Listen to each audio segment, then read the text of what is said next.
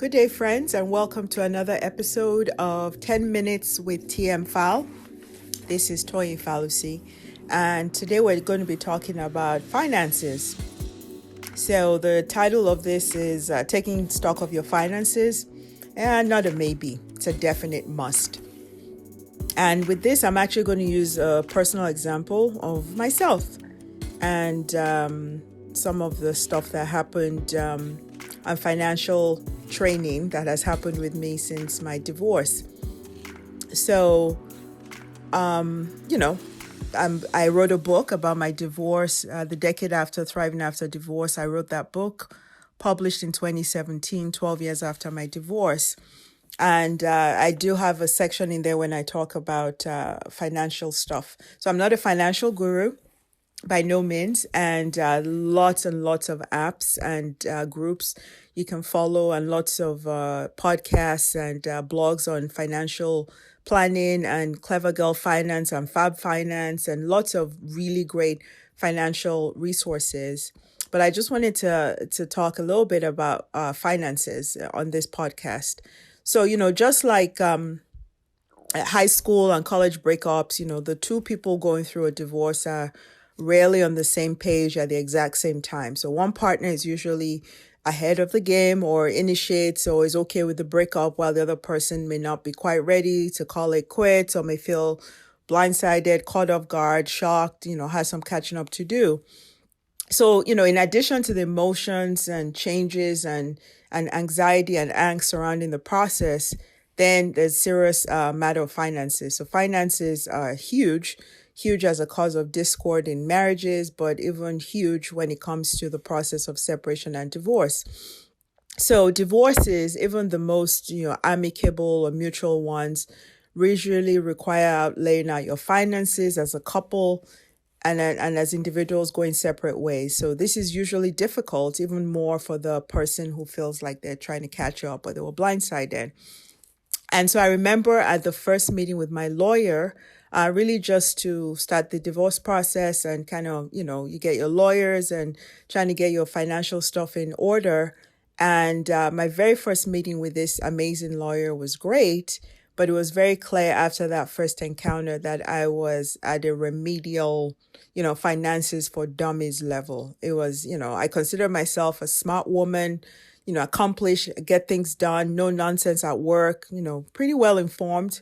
But at that point, this was in 2004, 2005, I was a dummy. I was a dud when it came to money matters. I had convinced myself that I wasn't really good with all the money stuff, and that was that, and that my spouse was really much better with doing money and finance type stuff. So I kind of delegated all of that to him, and I was completely hands off. So I am at this first meeting with my lawyer, and she asked me a bunch of questions. And when she got to the sixth one, and I didn't know the answer, I felt like a big dummy. And I think she saw it on my face because I felt deflated, and I must have just looked like crap.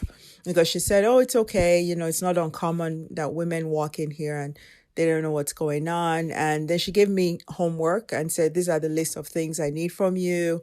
And because I'm such a nerd and a geek, I took it on as a challenge and at a very steep learning curve, but I did. I mean, she asked me about retirement. What were your retirement accounts? I didn't know. She said, do you have investment property? I said, yes. She said, how much was it worth? I was like, I didn't know. She asked about college stuff. And did you have college accounts for the kids? I said, yes, we have Fidelity. She said, what was the balance? I didn't know. She asked me about, did you have loans? What was your credit score? I didn't know. She asked me about other investments and what we had on the stock market. I knew we had something, but I didn't know. And then the sixth thing I remember she asked me was, how much do you make? Now, I was already an attending physician, making pretty good money. I was, almost 30. Actually, I was 35 when I got divorced, and I didn't know how much I made. I knew the ballpark, but it was direct deposit. I didn't know exactly how much. And when she asked that sixth question in a row and I knew nothing about it, that was when she said, okay, This is homework. I need all this information. Bring it back. So I use this example because I have since changed. And now, oh my Lord, I am like a financial, I know everything that I need to know and more, and I'm always looking for more information. But everyone, man or woman, but especially women, we need to know what your financial situation is. This is irrespective of your age, your marital status, or whether you're a mom or not. Never assume that things are just fine or that everyone's on the same page about future plans or priorities.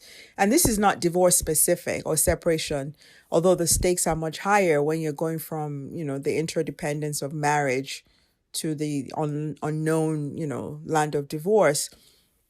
And for some people, divorce, reveals, financial skeletons or secrets. And for some people, it's really the first time the state of their financial affairs is discussed. And sometimes people find out that they owe and they have debts and they have IRS tax debt and all that stuff that they didn't even know about. So as an individual and as a couple, you need to know what you have, what you own, what you owe, your net worth. There are apps to do that. You need to know your spending patterns, investment, any kind of property, retirement plans. And, these are uncomfortable, sometimes tough discussions to have, especially if you were raised or socialized not to talk about money for a variety of reasons, or if you think talking about money is a taboo. But it's really, really important to do these things. And if finances or money talk is not your thing, find or seek out help to make it your thing, Whether you're single or partnered up, married or divorced, have a budget.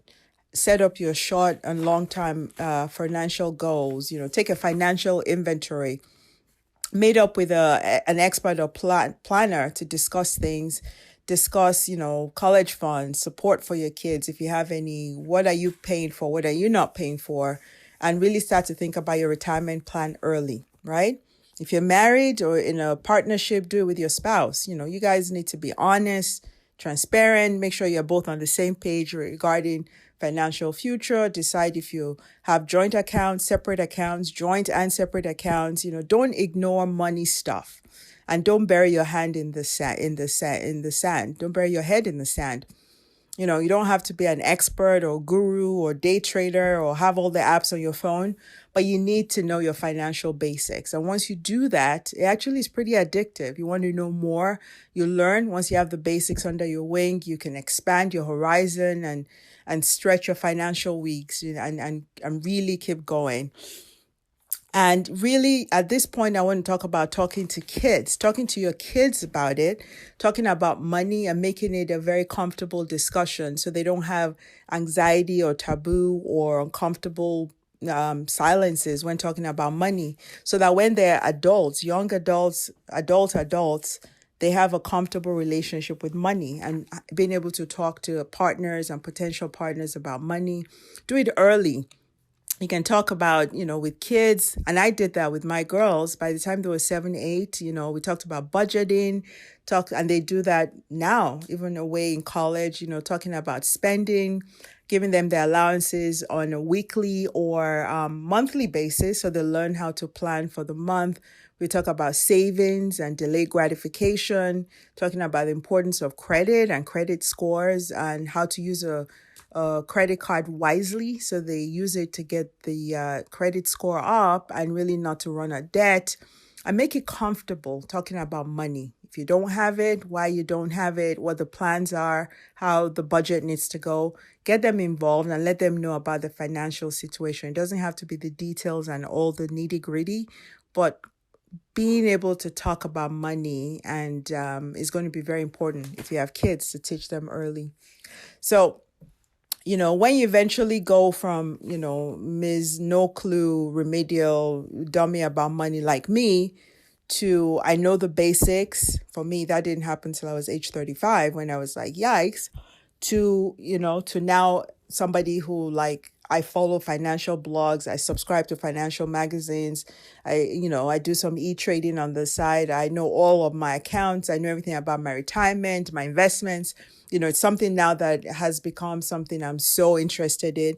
Once you become that person that at least has done the basics, share your resources, your experiences, your tips with your friends. especially if they seek out advice. Money can be a touchy subject, so don't go around giving unsolicited advice. But if friends ask you about stuff, be comfortable sharing things, pointing them to the right resources, make the discussions fun and empowering. When you have girls' night with your ladies, talk about money. It's okay to do that.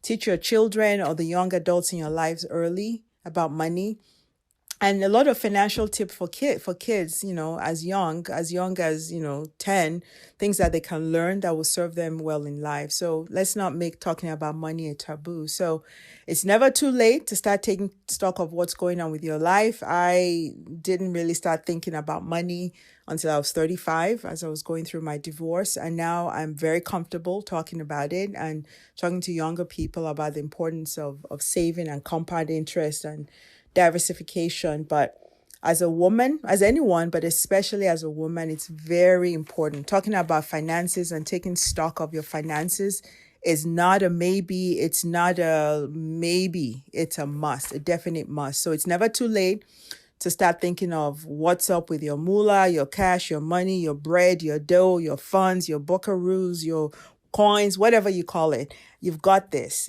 So if I could go from clueless remedial Toyin to financially savvy Toyin, you definitely can. So I hope you enjoyed 10 minutes with TmFal. Get a list and start taking stock of your finances.